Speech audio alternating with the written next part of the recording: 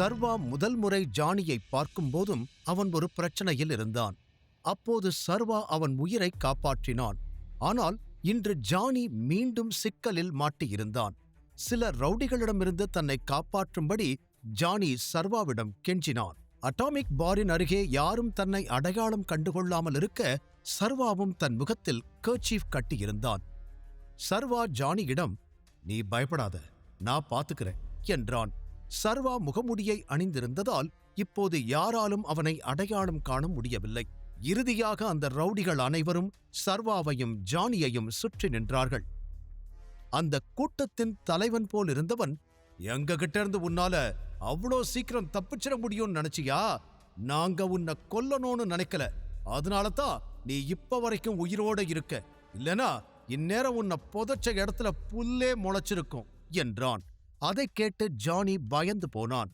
அதை பார்த்த சர்வா அமைதியாக ஜானியை பின்னால் இழுத்தான். பிறகு அவன் ஜானியிடம் மெதுவாக, "என்ன நம்பு, எதுவாக விடமாட்டேன்" என்றான். அதற்கு ஜானி, "நான் உங்களை நம்புறேன். நீங்க இருக்கிற வரைக்கும் எனக்கு எதுவும் ஆகாது டைகர்" என்றான். இதைக் கேட்ட சர்வா ஜானியின் கண்களை ஒரு கணம் பார்த்தான். அவன் கண்களில் ஒரு பெரிய நம்பிக்கை தெரிந்தது.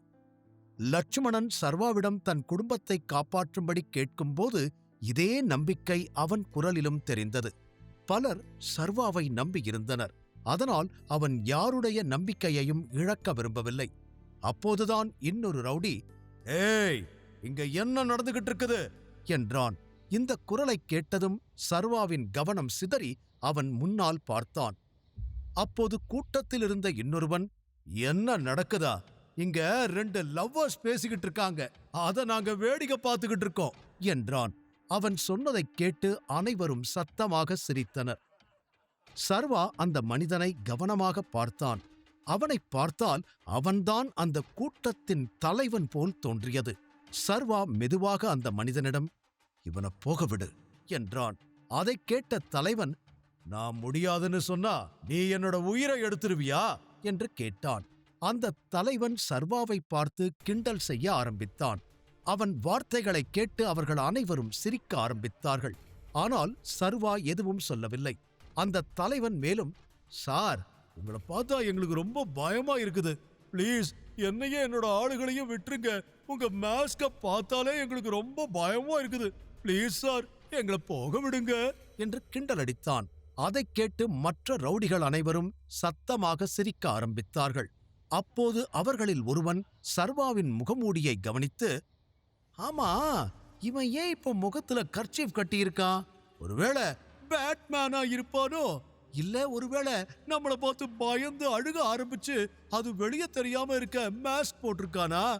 டேய் தம்பி, எனக்கு ரொம்ப கன்ஃபியூஷனா இருக்குது. நீயே சொல்லிரு, நீ ஏன் மாஸ்க் போட்டிருக்க" என்று கேட்டான்.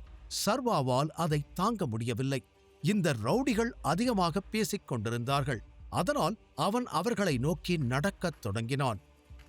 கூட்டத்தின் தலைவன் சர்வாவை மீண்டும் கேலி செய்ய தனது ஆட்களிடம், "டேய், உங்களுக்கெல்லாம் வெக்கமா இல்லையா?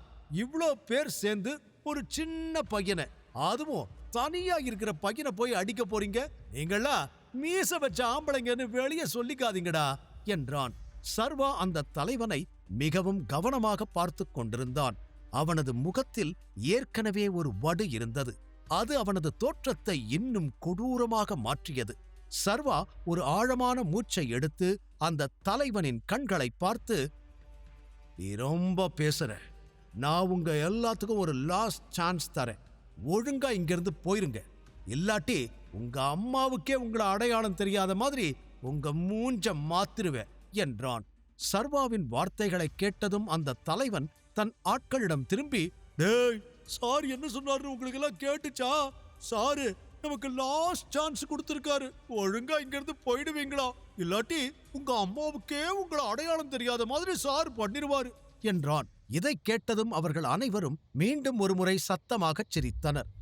இதற்கிடையில் சர்வாவை அடிக்க அவர்கள் தங்கள் கை முட்டிகளை இறுக்கினர். பின்னர் அந்த தலைவன் சர்வாவிடம் கடைசியாக ஒருமுறை, "எப்பா, முகமூடி போட்டு வர, நீ ரொம்ப பெரிய தைரியசாலிதான். ஆனா இது பெரியவங்க சண்டை. ஆளை பார்த்தா ஸ்கூலுக்கு போற பையன் மாதிரி இருக்க. ஒழுங்கா இங்க இருந்து போயிரு" உன்னோட அம்மா உன்னை எங்காவது தேடிக்கிட்டு இருக்க போறாங்க. போ, ஒழுங்கா வீட்டுக்கு போய் பால் குடிச்சிட்டு ஹோம்ஒர்க் பண்ற வழிய பாரு என்றான். இதை சொல்லிவிட்டு அந்த தலைவன் சர்வாவின் மார்பில் கை வைத்து அவனை லேசாக தள்ள ஆரம்பித்தான். சர்வா அவன் கையை பிடித்து மெதுவாக திருப்பி, நான் வீட்டுக்கு போறதுக்கு முன்னாடி உனக்கு கொஞ்சம் பாடம் எடுத்துட்டு போலான்னு நினைக்கிறேன். நீ என்ன சொல்ற என்றான். இதைச் சொல்லிக்கொண்டே அவன் அந்த தலைவனின் கையை இன்னும் பலமாக திருப்ப ஆரம்பித்தான். சர்வா அவனை மிகவும் இறுக்கமாக பிடித்து அந்த தலைவனின் கையை மிகவும் பலமாக திருப்பினான். அந்த சமயத்தில் வலியால் அந்த தலைவனுக்கு உயிர் போனது. ஆனால் அவன் அதை முகத்தில் காட்டவில்லை. வலி முகத்தில் தெரியாமல் தன்னை கட்டுப்படுத்திக் கொள்ள கடுமையாக முயன்ற போதிலும் அவன் இறுதியாக கீழே விழுந்தான். கீழே விழுந்த தலைவன் சர்வாவை கோபமாக பார்த்து மிகவும் சத்தமாக, "டேய், என்னடா வேடிக்கை பார்த்துக்கிட்டு இருக்கீங்க? இவனை கண்டம் துண்டமா வெட்டி வீசுங்கடா!" என்று கத்தினான். அவன் சொல்வதைக் கேட்டு அவன் ஆட்கள் எல்லோரும் பாயும் புலியைப் போல சர்வா மற்றும் ஜானி மீது பாய்ந்தனர். ஜானி 2 அடிகள் பின்வாங்கி முழு காட்சியையும் பார்க்கத் தொடங்கினான். சர்வா அந்த ரவுடிகள் அனைவரையும் மிகவும் கவனமாக பார்த்துக் கொண்டிருந்தான். ஒருவன் அவனை குத்த முயன்றவுடன் சர்வா அவன் கையை வேகமாக பிடித்தான். அவனை முன்னால் இழுத்து அவனது தாடை எலும்பை உடைத்தான். இன்னொருவன் அவன் காலை தூக்கி சர்வாவை உதைக்க வந்தபோது சர்வா அவன் காலை தடுத்து அவனது தொடை எலும்பை உடைத்தான். இதன் பிறகு சர்வா எல்லா ரவுடிகள் மீதும் பாய்ந்து ஒருவர் பின் ஒருவராக அவர்கள் அனைவரையும் கொடூரமாக அடித்துக் கொண்டிருந்தான். அவன் ஒருவரின் கழுத்தை உடைத்தான். பிறகு ஒருவரின் கை மற்றும் தலையை உடைத்தான். அவர்கள் சர்வாவை நோக்கி முன்னேறி வந்ததை விட 2 மடங்கு வேகமாக பின்னோக்கிச் சென்று தரையில் விழுந்து கொண்டிருந்தனர். ஒருமுறை கீழே விழுந்தவன் மீண்டும் எழுந்திருக்கவில்லை. பின்னர் சர்வா ஒரு ரவுடியின் கையை பிடித்து அதை மிகவும் இறுக்கமாக அழுத்தி அவனது எலும்புகளை தூள் தூளாக உடைத்தான். அப்போது ஒருவன் பின்னாலிருந்து வந்து சர்வாவின் முகத்தில் அடித்தான்.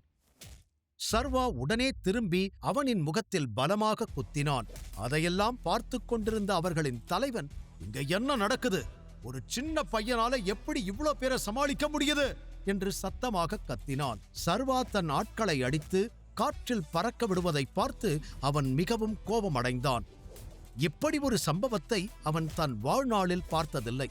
இனியும் அங்கே இருந்தால் சர்வா அவர்களை கொன்று விடுவான் என்று பயந்து அவன் தன் இடத்தை விட்டு எழுந்து, "டேய், இங்கிருந்து போலாம். இன்னும் கொஞ்ச நேரம் இங்க இருந்தா இவன் உண்மையாவே நம்மள குழி தோண்டி இங்கேயே புதைச்சிருவா" என்று கத்தினான். அவர்களின் தலைவன் சொன்னதை கேட்டதும் எல்லா ரவுடிகளும் அவர்களின் வாளை சுருட்டிக் கொண்டு அங்கிருந்து ஓட ஆரம்பித்தார்கள். சர்வா அவர்களை துரத்தி பிடித்து அடித்து கொல்ல விரும்பினான். ஆனால் அருகில் ஜானி இருந்ததால் அவன் மனதை மாற்றிக்கொண்டு அவர்கள் எப்படி தலைதெறிக்க ஓடுகிறார்கள் என்று ஒரு சிறு புன்னகையோடு பார்க்கத் தொடங்கினான். ரவுடிகள் அனைவரும் அப்படி ஓடுவதை பார்த்து ஜானி சந்தோஷத்தில், "டைகர், இந்த உலகத்துல உங்களை விட பெஸ்ட் வேற யாருமே இல்ல" என்று சொல்லிவிட்டு சர்வாவை வணங்க ஆரம்பித்தான். சர்வா உடனே, "ஆமா, நீ இப்படிதான் அடிக்கடி ஏதாவது பிரச்சனையில மாட்டிப்பியா? இன்னைக்கு நான் காப்பாத்திட்டேன். நாளைக்கு அவனுங்க இதே மாதிரி வந்தா நீ என்ன பண்ணுவ?" என்று கேட்டான். சர்வா இன்று ஜானியை காப்பாற்றி இருந்தாலும் அவனுடைய பிரச்சனை இதோடு முடிவடையவில்லை. இதைக் கேட்டதும் ஜானியின் மகிழ்ச்சியெல்லாம் மறைந்து விட்டது. அவன் ஆழ்ந்த ஒரு மூச்சை எடுத்துக்கொண்டு, "எனக்கும் அது தெரியும் டைகர். அதனாலதான் நான் இன்னும் கொஞ்ச நாள் எங்காவது போய் தலைமறைவா ஆயிரலான்னு பாக்குறேன். இன்னைக்கு நீங்க எனக்கு பண்ண இந்த ஹெல்ப்புக்கு ரொம்ப நன்றி" என்றான். இதைக் கேட்ட சர்வா ஜானியிடம், "என்ன பிரச்சனை? அவனுங்க எதுக்காக உன்னை இப்படி கொல வெறியோட துரத்திக்கிட்டு வந்தானுங்க? மறுபடியும் ஆதிசேஷன் பாருக்கு போய் டைகர் பத்தி பெருமை பேசிக்கிட்டு இருந்தியா?" என்று கேட்டான்.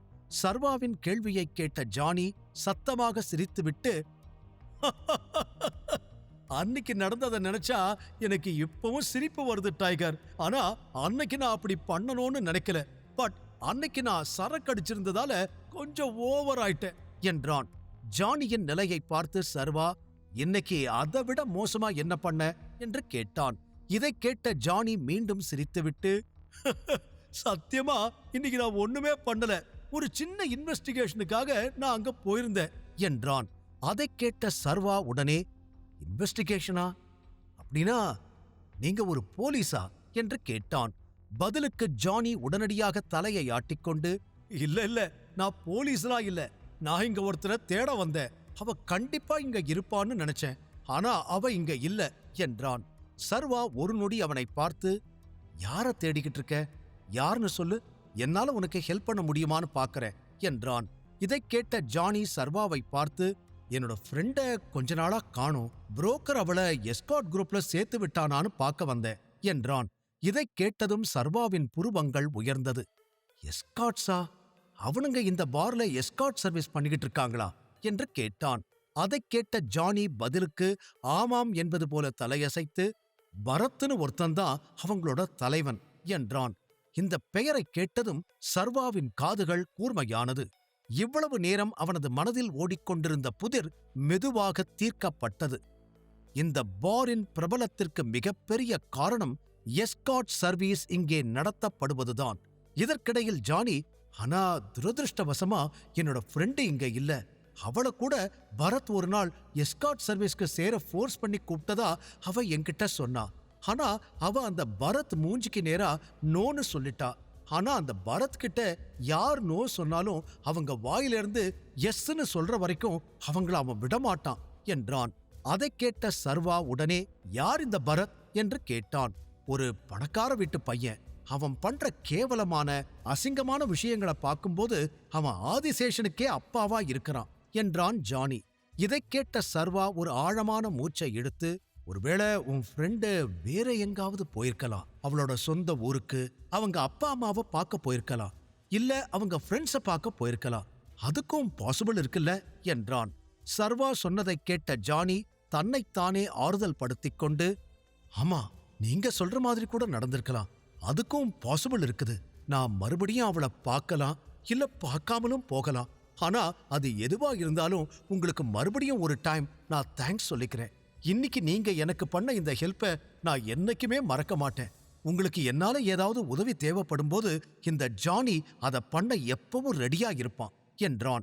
ஜானி சொன்னதைக் கேட்டு சர்வா சிரித்துக்கொண்டே, அது இருக்கட்டும், நீ கொஞ்சம் சேஃபா இரு. ஏன்னா இப்ப போனவனுங்க உன்னை அவ்வளோ ஈஸியா விடமாட்டானுங்க என்றான். அதைக் கேட்ட ஜானியும் சிரித்துக்கொண்டே, கண்டிப்பா, அதான் எனக்கு ஆபத்து வரும்போதெல்லாம் காப்பாத்த டைகர் நீங்க இருக்கீங்கல்ல, அப்புறம் எனக்கு என்ன கவலை. மறுபடியும் உங்களுக்கு ஒரு பெரிய தேங்க்ஸ் பாஸ் என்றான். இதை சொல்லிவிட்டு ஜானி அங்கிருந்து கிளம்ப ஆரம்பித்தான். அப்போது சர்வா அவனிடம், அந்த எஸ்கார்ட் சர்வீஸ் பேர் என்ன? அதுக்கு ஏதாவது ஸ்பெஷல் நேம் இருக்கா என்று கேட்டான். அதற்கு ஜானி உடனே, அத ஹனி ரோஸ்னு சொல்லுவாங்க என்றான். அதைக் கேட்ட சர்வா அவனை பார்த்து சிரித்துக்கொண்டே ஆதிசேஷனின் பாரை நோக்கி நகர ஆரம்பித்தான். உள்ளே செல்வதற்கு முன் அவன் முகத்திலிருந்து கர்ச்சீஃபை அவன் கழற்றினான். சர்வா உள்ளே வரும்போது அங்கே ஏற்கனவே பலர் இருந்தனர். சர்வாவின் கண்கள் அந்த கூட்டத்தில் விக்டரை தேடிக் கொண்டிருந்தன. சிறிது நேரம் கழித்து சர்வா விக்டர் ஒரு ஆணுடன் பேசி சிரிப்பதைக் கண்டான். அந்த மனிதன் கருப்பு உடை அணிந்திருந்தான். சர்வா ஷாம்பைன் கொண்டு வந்து விக்டரின் அருகில் அமர்ந்தான். அந்த இடம் ஏற்கனவே மிகவும் நெரிசலாக இருந்தது. அங்கே யாராவது முகத்தை கவனமாக பார்க்கும் வரை யாரையும் அடையாளம் காண்பது அவ்வளவு சுலபமாக இருக்காது. சர்வா ஆதிசேஷனை ஒருபோதும் சந்தித்ததில்லை என்றாலும் இன்று அவன் கண்கள் அந்த இடத்தில் ஆதிசேஷனை தேடிக் கொண்டிருந்தன. சர்வா ஆதிசேஷனை அடையாளம் காணலாம், ஆனால் ஆதிசேஷனால் சர்வாவை அடையாளம் காண முடியாது. அப்போது யாரோ சர்வாவின் போனுக்கு ஒரு மெசேஜ் அனுப்பியிருந்தார்கள். சர்வா அதை திறந்து படிக்க ஆரம்பித்தான். அதை படிக்கும்போது சர்வாவின் முகத்தில் ஒரு புன்னகை பரவியது. அவன் விரும்பினாலும் அவன் புன்னகையை கட்டுப்படுத்த முடியவில்லை. சர்வா ஏன் சிரித்தான்? இந்த கூட்டத்தில் அவனால் ஆதிசேஷனை கண்டுபிடிக்க முடியுமா? முழு கதையையும் கேட்டு மகிழ பாக்கெட் FM ஏப்பை டவுன்லோட் செய்யுங்கள். லிங்க் டிஸ்கிரிப்ஷனில் கொடுக்கப்பட்டுள்ளது.